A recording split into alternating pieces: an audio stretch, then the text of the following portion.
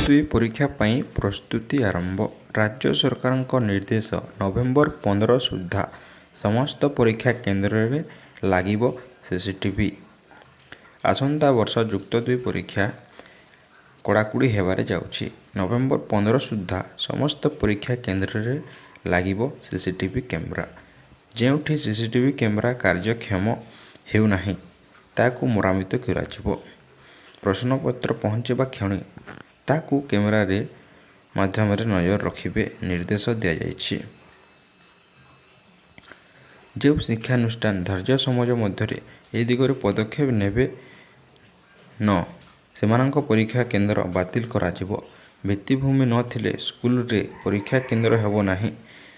ସେଥିରେ କାର୍ଯ୍ୟାନୁଷ୍ଠାନ ପାଇଁ ରାଜ୍ୟ ସରକାରଙ୍କୁ ସୁପାରିଶ କରାଯାଇଛି। ଆପଣ ଏମିତି ନୂଆ ନୂଆ ଇନଫର୍ମେଟିଭ୍ ଅପଡ଼େଟ୍ ଗୁଡ଼ିକ ସର୍ବପ୍ରଥମେ ପାଇବା ପାଇଁ ଆମର ୟୁଟ୍ୟୁବ୍ ଚ୍ୟାନେଲକୁ ଗୋଟେ ଲାଇକ୍ କରି ଚ୍ୟାନେଲକୁ ସବସ୍କ୍ରାଇବ୍ କରିଦିଅନ୍ତୁ। ଧନ୍ୟବାଦ।